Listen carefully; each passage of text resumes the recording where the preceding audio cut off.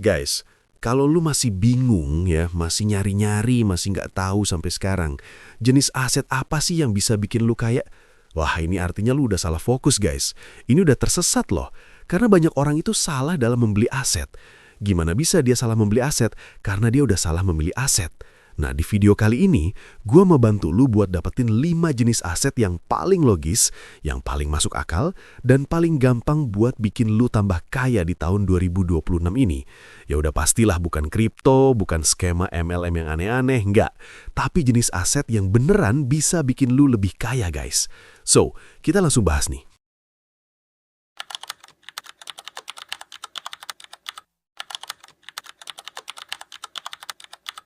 Teman-teman, ayo fokus. Gue mau bahas aset pertama yang paling penting buat 2026 ini, yaitu high income skill. Ini bukan skill biasa-biasa aja loh. Kalau lo ditanya skill lo apa, dan jawabnya ngiket tali sepatu, nah itu bukan skill guys. Gak ada yang hebat dari itu. Tapi, coba bayangin kalau lo punya skill yang beneran valuable, kayak berenang gaya kapal selam, bisa ngapung 24 jam tanpa harus muncul ke permukaan. Nah, itu baru yang namanya skill. High income skill ini bukan saham, bukan properti, bukan juga benda fisik yang bisa dicuri atau rusak.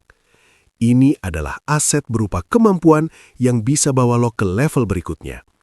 Gue selalu bilang, investasi leher ke atas. Artinya, investasikan waktu dan energi untuk bikin leher lo lebih tinggi, lebih pintar, lebih berharga. Kenapa?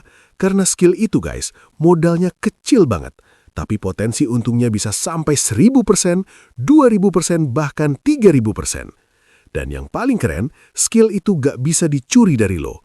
Emas, perak, bahkan uang bisa hilang, tapi skill itu milik lo selamanya. Dan yang paling penting, skill itu bisa lo bawa sampai mati. Beda sama deposito atau tanah yang gak bisa lo bawa ke kuburan. Skill ini bisa lo pakai sepanjang hidup lo. Jadi, mari kita ngomongin skill apa aja yang penting. Pertama, skill pengolahan data, data processing, AI, SQL, Python. Ini semua skill yang sangat bernilai. Jangan bilang lo gak bisa, karena ini bisa diajarin dan dipelajari. Kedua, skill jualan, marketing, dan closing.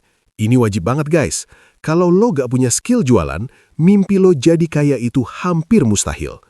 Bahkan orang-orang kaya dunia seperti Steve Jobs atau Elon Musk aja belajar skill ini loh. So, jangan takut untuk belajar sales dan marketing, karena ini adalah kunci utama untuk ngebuka peluang kaya. Selanjutnya, skill copywriting, menulis, dan membuat konten juga penting banget. Gak peduli lo bikin konten apa, masak, mancing, komedi, atau apapun, skill menulis dan berkomunikasi itu bakal bikin lo punya banyak peluang. Dan terakhir, skill untuk mengelola bisnis. Gak cuma teori guys, ini skill nyata yang dipakai dalam kehidupan sehari-hari. Manajemen, HR, psikologi, pajak, akuntansi, hukum, semua itu penting. Kalau lo punya skill ini, lo bakal jadi orang yang dicari di dunia bisnis. Jadi, untuk teman-teman yang bilang gak punya modal buat investasi, ingat ya, high income skill ini modalnya kecil, tapi potensinya gede banget.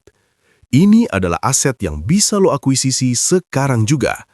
Lo nggak perlu tunggu duit 3 juta atau 3 triliun buat mulai investasi. Mulai dari skill. Gue kasih PR nih buat lo semua. Mulai sekarang, pilih satu skill yang lo mau kuasai dan fokus di situ. Nggak perlu lama-lama. 6 bulan sampai 1 tahun, gue yakin lo bisa jadi yang terbaik di bidang itu. Gue punya teman yang jago banget di smelting perak. Dengan kompor gas dan alat-alat seadanya, dia bisa menghasilkan perak murni 999.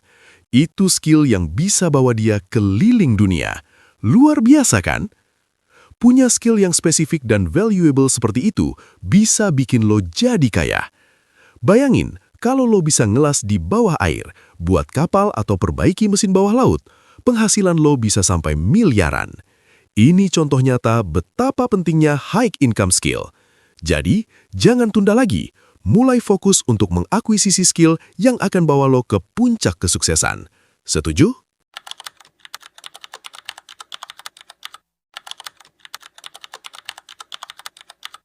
Sekarang, setelah kita bahas cara naikin income, waktunya kita upgrade ke jenis aset kedua yang juga nggak kalah penting, guys. Lu pasti udah bisa nebak, apalagi kalau lu udah follow Benex. Gue pasti ngomong soal saham. Tapi, gue bukan ngomongin saham gorengan atau trading harian yang penuh spekulasi. Enggak, gue bicara soal value investing yang benar-benar bisa bikin lu kaya dengan cara yang lebih rasional dan terukur. Jadi, gimana caranya? Gini guys, saham yang undervalue, saham yang lagi jatuh bukan karena bisnisnya jelek, tapi karena sentimennya aja yang lagi negatif, itu peluang besar buat kita. Ingat ya, pasar itu seringkali terpengaruh emosi dan psikologi. Banyak saham yang harganya turun bukan karena bisnisnya jelek, tapi karena persepsi pasar yang salah. Nah, itulah saatnya kita masuk, beli saham yang harganya diskon, karena harga saham itu seringkali nggak mencerminkan kinerja perusahaannya, dan banyak yang dipengaruhi oleh berita dan sentimen negatif yang nggak ada hubungannya sama bisnis yang sebenarnya. Di tahun 2026 ini, gue yakin banget IHSG bakal mencapai titik tertinggi dalam sejarah, dan itu fase pemulihan ekonomi yang harus lu manfaatkan sebaik-baiknya. Jadi, apa aja sih saham-saham yang menarik?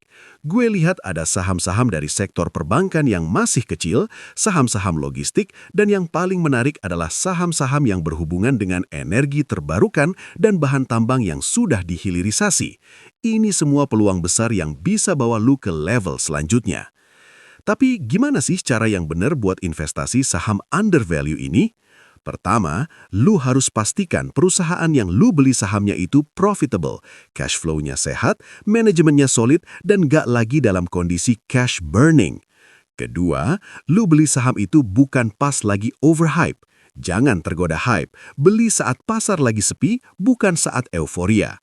Ketiga, lu harus punya mindset jangka panjang guys. Jangan pikirkan cuan cepat 1% atau 2%, itu nggak akan bikin lu kaya. Lu harus siap tahan saham itu 2-3 tahun dan baru jual kalau udah sesuai dengan target lu. Yang paling penting, lo harus pakai uang dingin. Jangan pakai uang yang lo butuhkan dalam waktu dekat. Dan yang terpenting adalah mindset. Orang kaya itu beda. Mereka nggak panik ketika pasar lagi turun. Mereka justru beli ketika orang lain takut. Nah, itu bedanya orang kaya sama orang panikan yang ikut-ikutan jual sahamnya pas lagi turun. Gue kasih tahu ya, kalau lo mulai investasi dengan konsisten, misalnya nabung 10 juta per bulan selama 20 tahun dengan return 20% per tahun, uang lo bisa berkembang jadi 22 miliar rupiah. Gila kan? Itu contoh nyata kenapa saham bisa jadi aset yang sangat powerful buat memperbesar kekayaan.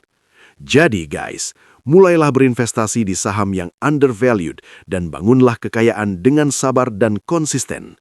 Jangan sampai ketinggalan kereta.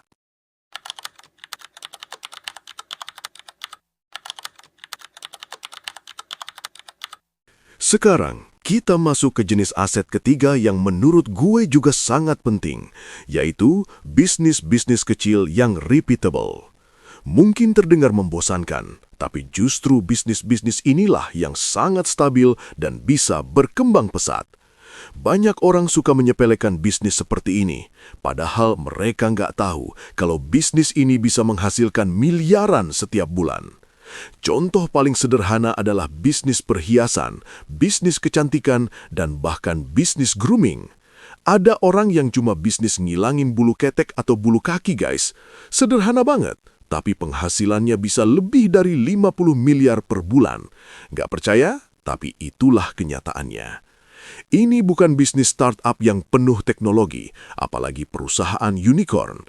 Ini adalah bisnis normal yang stabil dengan cash flow yang lancar setiap bulan. Jadi, contoh lainnya adalah bisnis distribusi lokal, bisnis logistik lokal, dan bisnis jasa B2B, business to business, seperti cleaning service, maintenance, dan tracking. Bahkan, bisnis yang menyediakan bahan makanan guys, itu lebih menguntungkan daripada bisnis kafe yang cuma estetik doang. Banyak temen gue yang punya kafe keren di Jakarta, Bali, atau Jogja, tapi ujung-ujungnya boncos. Kenapa? Karena kafe hanya konsumsi, sementara yang untung besar adalah supplier makanannya. Temen gue yang punya bisnis food supply terbesar di Singapura aja masih bisa survive meski banyak restoran yang tutup. Itu karena dia tetap menyuplai bahan makanan ke restoran apapun, entah itu restoran Jepang, Cina, atau Indonesia. Dan sekarang, bisnis digital agency kecil-kecil juga sangat menarik guys. Nggak usah berpikir besar dulu. Bisnis kecil yang bisa lo copy-paste ke banyak tempat, itu adalah bisnis yang berpotensi berkembang pesat loh. Kenapa gue bilang ini murah dan worth it untuk diakuisisi? Karena lo bisa mulai dengan modal kecil banget, nggak sampai 50 juta. Bahkan ada yang mulai bisnis grooming hewan peliharaan cuma modal Rp700.000. Gampang kan?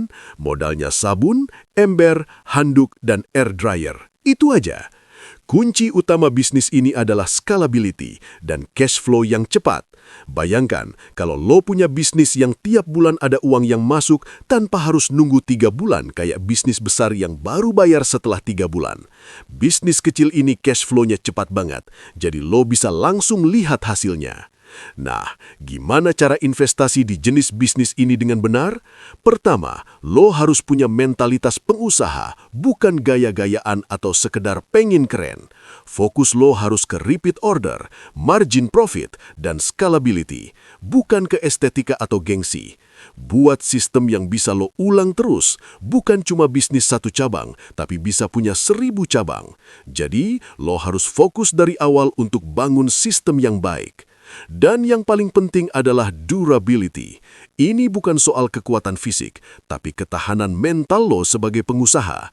Lo akan melewati banyak rintangan, menghadapi badai dan ujian dalam perjalanan. Ada masalah, ada kesulitan, tapi yang membedakan pengusaha sukses adalah mereka nggak menyerah begitu saja. Mereka tahu cara menyelesaikan masalah dan tetap berjalan meskipun banyak halangan. Jadi, lo harus siap mental dan fisik untuk menghadapi semua rintangan ini. Ingat, apapun bisnisnya, pasti ada tantangannya.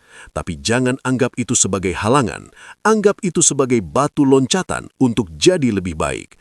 Semua itu bagian dari proses yang harus lo jalani. Jadi persiapkan mental lo guys, karena sukses itu butuh ketahanan dan kerja keras yang gak mudah. Let's do this!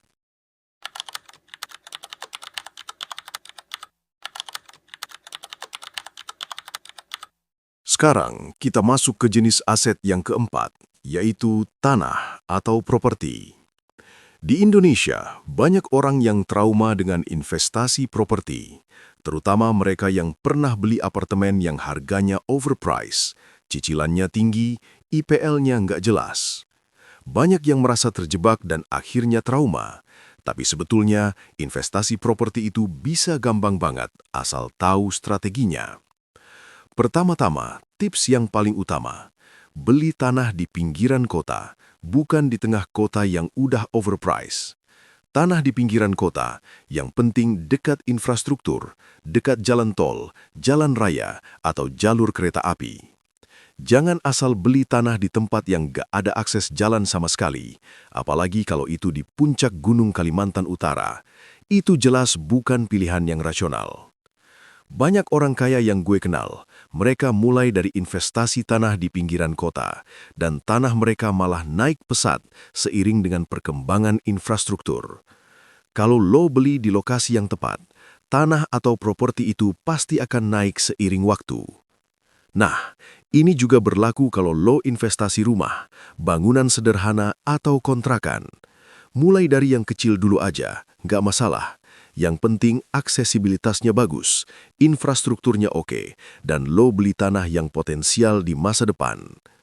Kenapa properti tetap relevan di tahun 2026?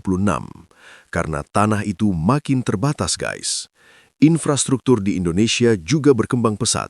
Makin banyak pemerintah daerah yang memperbaiki jalan, membangun jembatan, dan jaringan transportasi yang bikin harga properti jadi terus naik. Jadi, jika lo beli sekarang, harganya pasti akan naik. Untuk metode investasi yang benar di bidang properti tahun 2026, pertama, lo harus beli properti karena lokasi, bukan karena emosi. Banyak orang yang salah beli properti karena rasa emosional. Contoh, Ada temen gue yang beli tanah, dan setelah 30 tahun, harganya cuma naik sedikit. Beli tanah karena lokasi yang strategis, bukan karena perasaan lo nyaman di tempat itu. Itu yang banyak orang nggak sadar. Kedua, lo harus hitung cash flow dengan cermat. Jangan sampai lo over leverage. Misalnya, lo beli properti pakai KPR atau kredit apapun, pastikan cash flow lo nggak terganggu. Jangan sampai cicilan lo malah ngabisin semua uang lo untuk bayar properti, sementara kebutuhan hidup dan keuangan lainnya jadi terabaikan. Pastikan lo punya cash yang cukup buat kebutuhan sehari-hari, sekolah anak dan keperluan lainnya. Ketiga, lo harus siap dengan mentalitas jangka panjang. Ini bukan bisnis yang bisa lo jual dalam waktu sebulan atau setahun, guys. Investasi properti itu butuh kesabaran. Orang-orang yang sukses dari properti itu punya mentalitas durability. Mereka siap tahan lama. Kadang-kadang, mereka bisa tahan sampai 10-20 tahun sebelum properti yang mereka beli bisa naik harganya dengan signifikan. Itu namanya value creation, guys. Jadi jangan buru-buru jual properti lo hanya karena harga nggak naik dalam waktu cepat. Dan terakhir, ada aset yang kelima, yang sebetulnya nggak bikin lo kaya, tapi sangat penting buat stabilitas keuangan lo di masa depan. Aset ini lebih ke proteksi untuk menjaga keuangan lo tetap aman di masa-masa krisis. Jenis aset ini sering diremehkan, bahkan sama gua sendiri, karena hasilnya nggak besar, tapi fungsinya sangat penting buat melindungi keuangan lo. Contohnya adalah deposito, reksadana pasar uang atau RDPU, atau surat utang negara. Memang returnnya nggak tinggi, cuma sekitar 5-6%, tapi ini adalah jenis aset yang sangat aman dan liquid, yang bisa lo gunakan untuk stabilitas keuangan saat lo butuh perlindungan finansial. Jadi, walaupun nggak bikin lo kaya langsung, aset ini membantu lo tetap terjaga di saat krisis. Ketika semuanya nggak pasti, jenis aset ini akan memberi lo ketenangan. Jadi jangan anggap remeh aset yang sifatnya protektif ini karena dia menjaga lo dari resiko yang lebih besar.